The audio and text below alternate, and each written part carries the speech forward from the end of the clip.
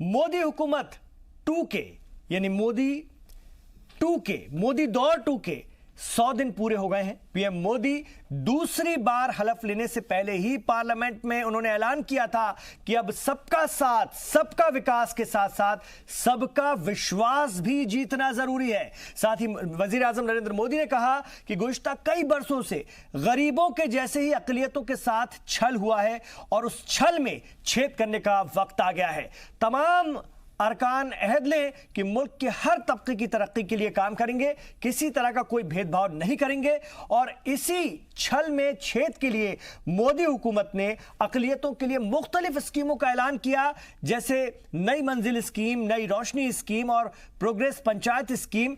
सिर्फ इतना ही नहीं, मुस्लिम खवातीन को 3 तलाक से निजात, इंस्टेंट 3 तलाक, तलाक के बिदत से निजात दिलाने के लिए कानून भी बनाया और इसके साथ ही अक़लियती तबके के 5 करोड़ तलबा के लिए स्कॉलरशिप का ऐलान भी किया, जिसमें करीब 2.5 करोड़ लड़कियां शामिल हैं।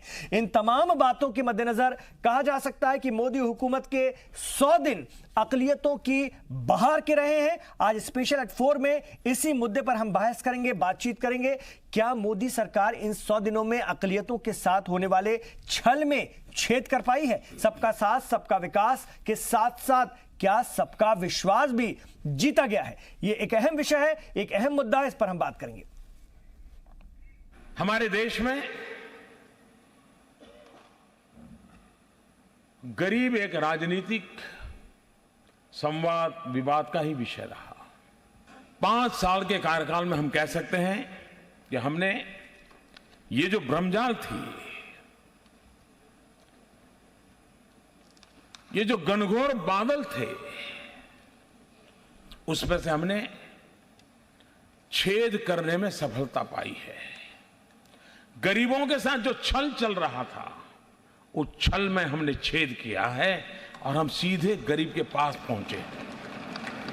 जैसा देश के गरीबों के साथ हुआ है, वैसा ही छल इस देश की माइनॉरिटी के साथ हुआ है।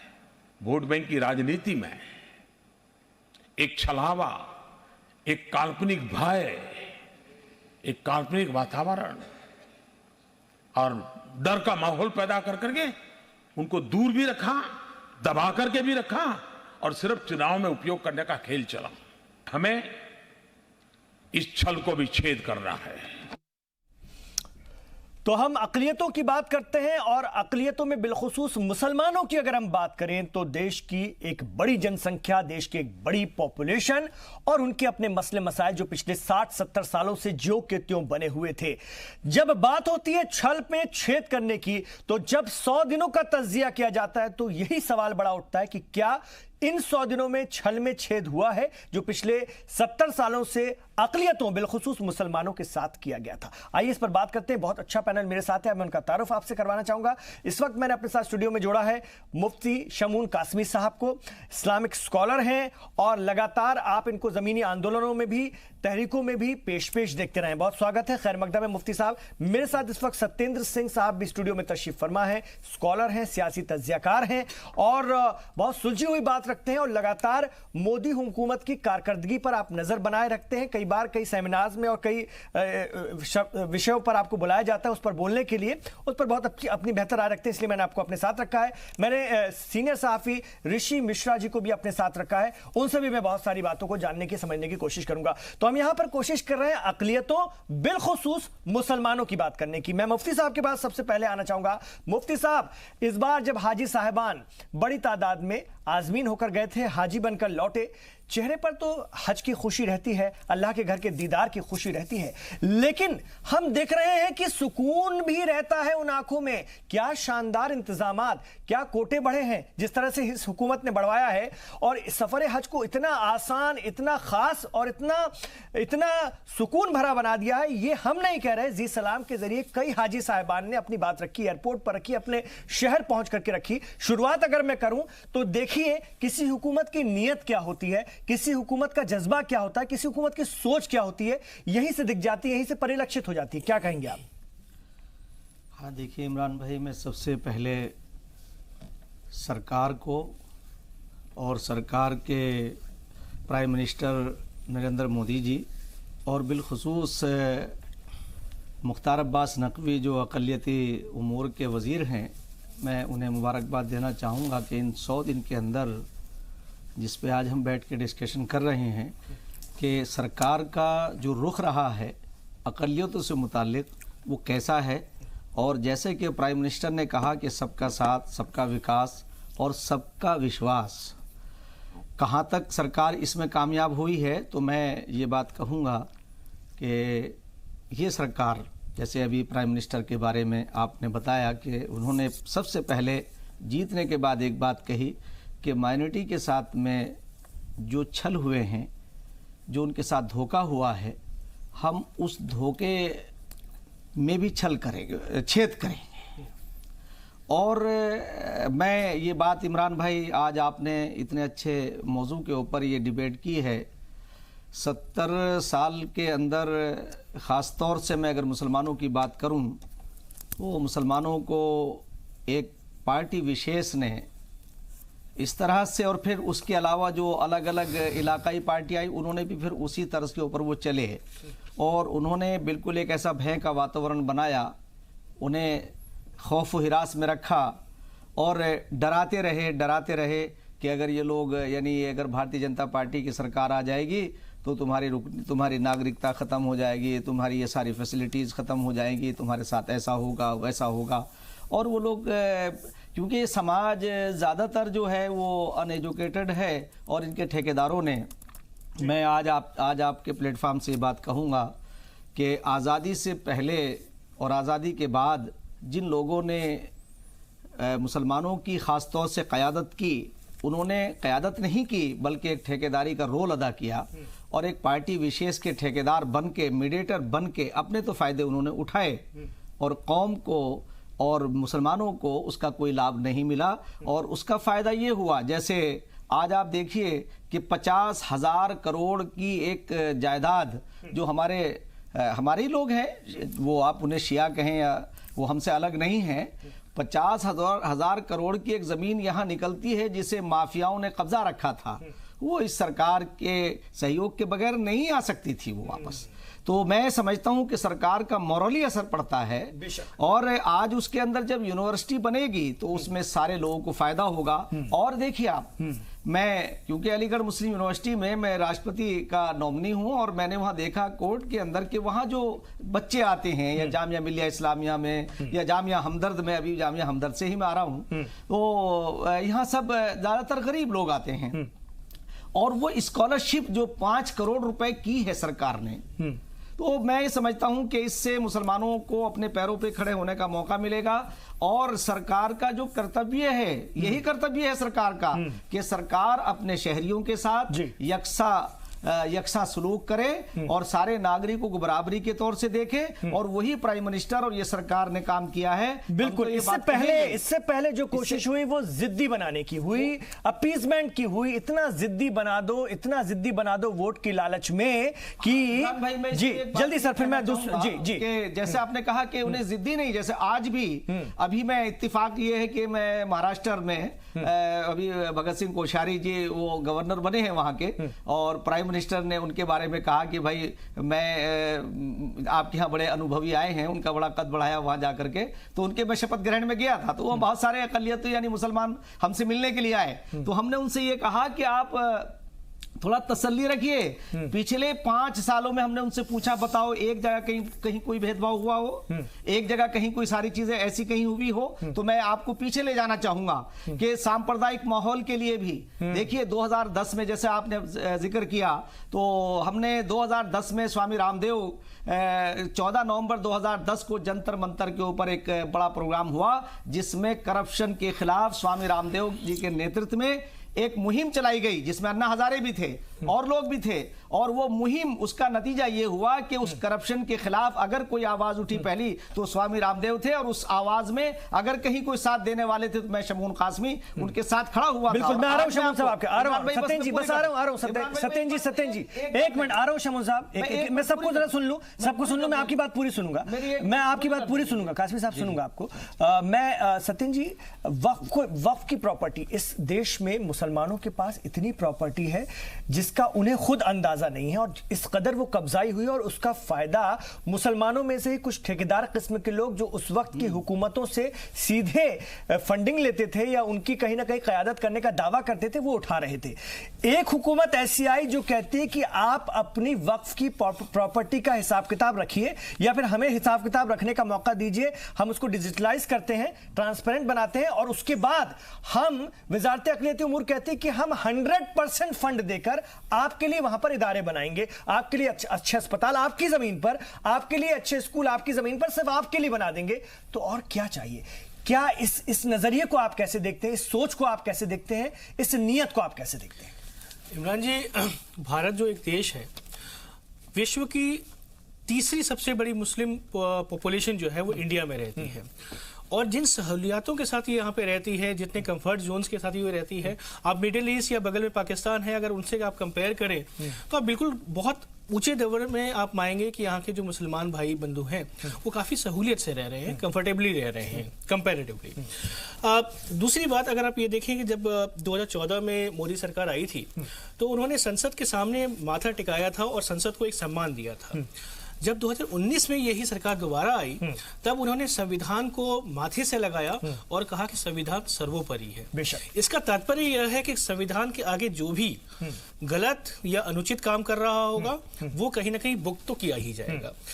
यहाँ पर ये देखते हैं कि जैसे आपने वक्फ की बात करी, तो एक कहीं ना कहीं कोई भी कुनबा जब आगे बढ़ता है वो उसमें से कुछ ना कुछ ऐसी ताकतें जरूर होती हैं जो कि अपने आप को लीड करती हैं और उसका जायज नाजायज फायदा उठाने की कोशिश करती हैं। लेकिन अगर इस तरह की जमीनें वहां पे बहुत सारी पड़ी हैं जिसका यूज नहीं हो रहा है, जिसका हिसाब किताब नहीं है, तो वो किसके लिए है? वो आम जनता के लिए है। या तो आप हिसाब किताब दे दीजिए, या अगर आप हिसाब किताब नहीं दे देते हैं तो मेरे पास संविधान की पावर है, मैं उसका प्रयोग करते हुए आपसे वो जानकारियां प्राप्त करूंगा। अगर कहीं वहां पे कुछ गलत मिलता है तो वो फिर सार्वजनिक संपत्ति के तौर पे लेके आएंगे। लेकिन जो वो संपत्ति है जिस समुदाय को वो बिलोंग करती है, मैं उसी समुदाय के ही लिए उसका यूज करूंगा। ये एक संदेश वो स्पष्ट रूप से वज़ारत अक़लियती उमूर की जिम्मेदारी सत्येंद्र जी जब मुख्तार अब्बास नकवी साहब को मिली पिछले दौर में की अगर हम बात करें, उसके बाद उन्हें कैबिनेट का दर्जा दिया गया, मंत्री का, वजीर का, और इस बार उनको फुल फ्लैश जो है कैबिनेट मंत्री बना करके, और ये पूरी जिम्मेदारी जिस तरह से उनके कंधे पर दी गई है, आप लगातार नजर बनाए हुए वज़ारत अक़लियती उमूर के प्रोग्राम्स को लेकर के। अगर हम 100 दिन की बात करें तो आपको क्या लगता है नकवी साहब की क़यादत में हम किस तरफ या किस सिमत में बढ़ रहे हैं? नहीं, यहाँ पर देखिएगा कि जो शिक्षा के लिए, जैसे अभी आपने कहा कि 5 करोड़ स्कॉलरशिप्स उन्होंने निकाले हैं माइनॉरिटी के लिए, शुरू में कर दिया ये काम, शुरू में ही काम कर दिया, और इसमें से 50% जो आपकी गर्ल्स कैंडिडेट हैं उनके लिए स्पष्ट रूप से उन्होंने नॉमिनेट कर दिया है।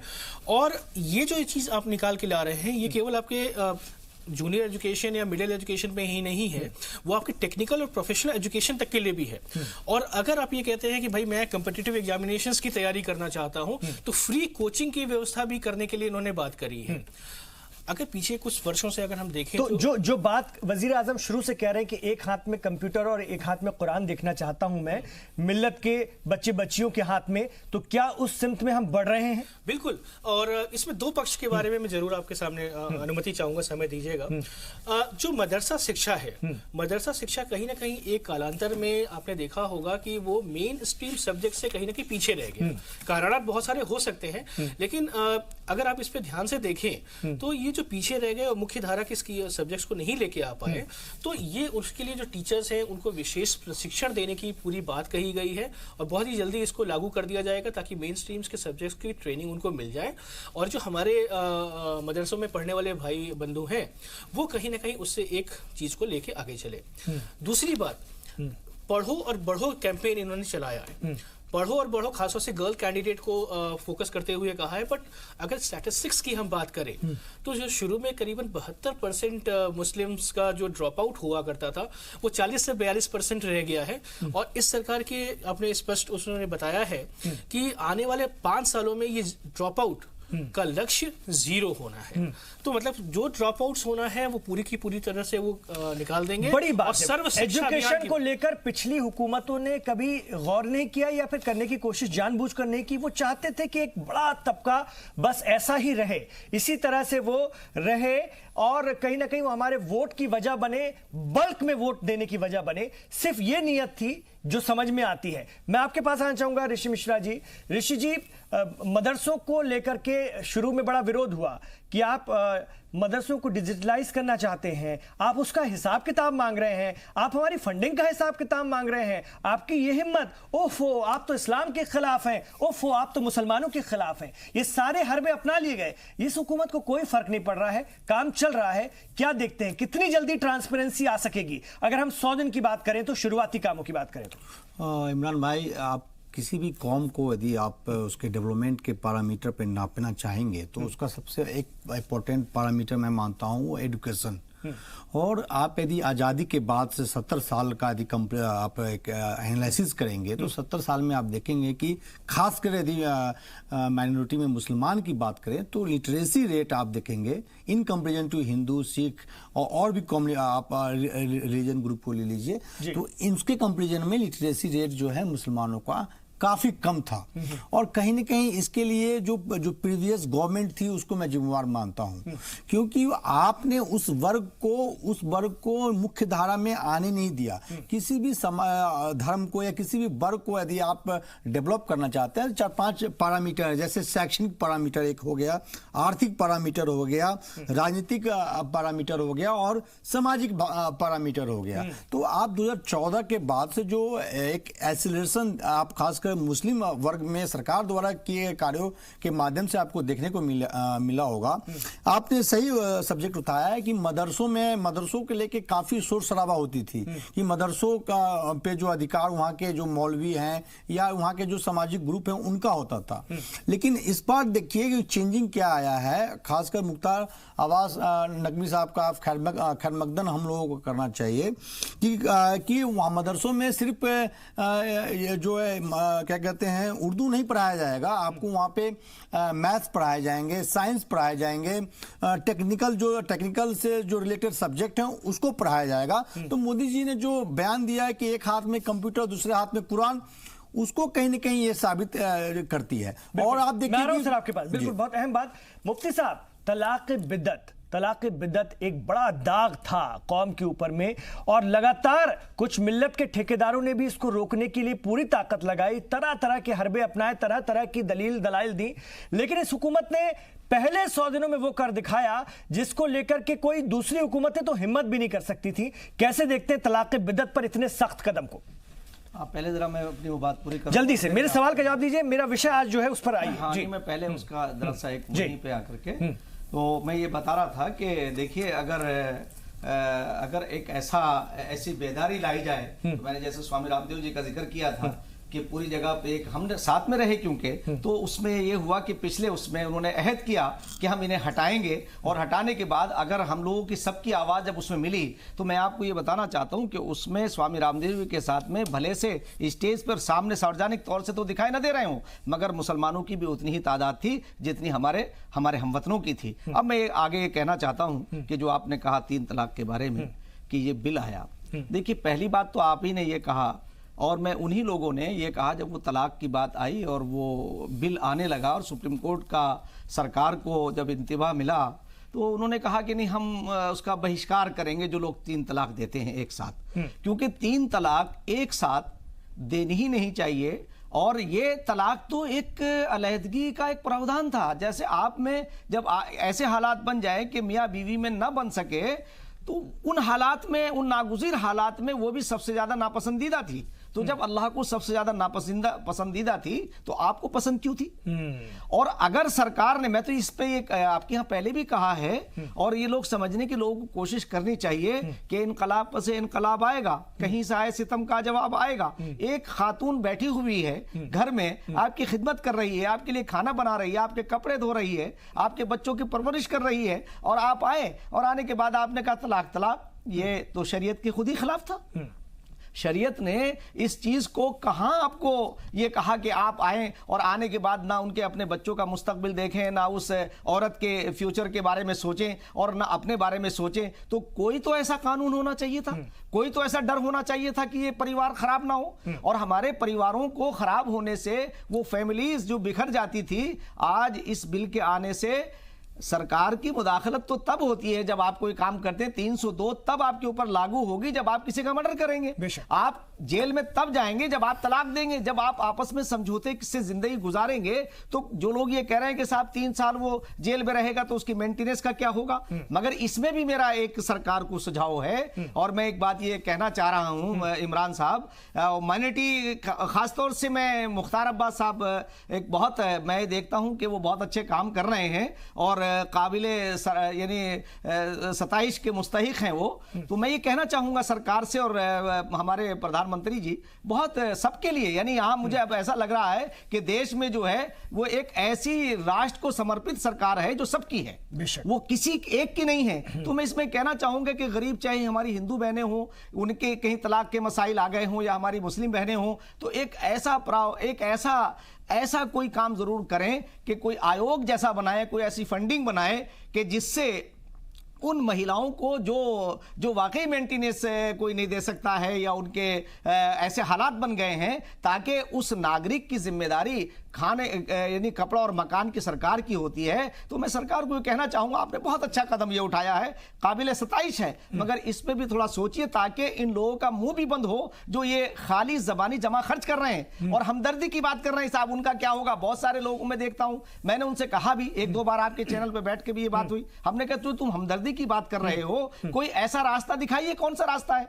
तो मेरे ज़हन में ये बात आई है, जो इल्जाम लगता है ना, जो देखिए इल्जाम इस हद तक लोग लगाते हैं, जो पूर्वाग्रह बनाने की, परसेप्शन बनाने की कोशिश है नेगेटिव, वो उसमें अपोजिशन पार्टियों का भी रोल है।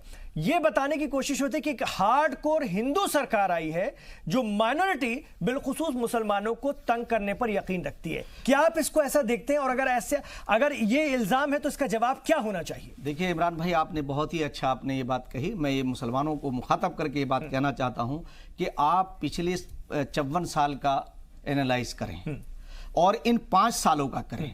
पिछले 54 सालों में कोई हिंदुस्तान के अंदर ऐसा शहर नहीं है जहां सांप्रदायिक दंगे ना हुए हों। हर रोज कहीं ना कहीं से झगड़ों की खबर आती थी, हर रोज कहीं ना कहीं ये हालात सामने आते थे। आज इन पूरे 5 साल के अंदर कहीं कोई सांप्रदायिक दंगा नहीं हुआ है। और दूसरी एक बात और ये है कि कहीं भी कोई भेदभाव नहीं हुआ है। आप ये देखिए कि जितने माइनॉरिटी के इस वक्त हमारे जो सिविल सर्विस में जो हमारे बच्चे आए हैं, वो पहले क्यों नहीं आते थे, अभी कैसे आए? आप अगर इसका आप एनालाइज करें, मैं मुसलमानों से कहना चाहता हूं कि आप गुमराह ना हों, आप भ्रमित ना हों।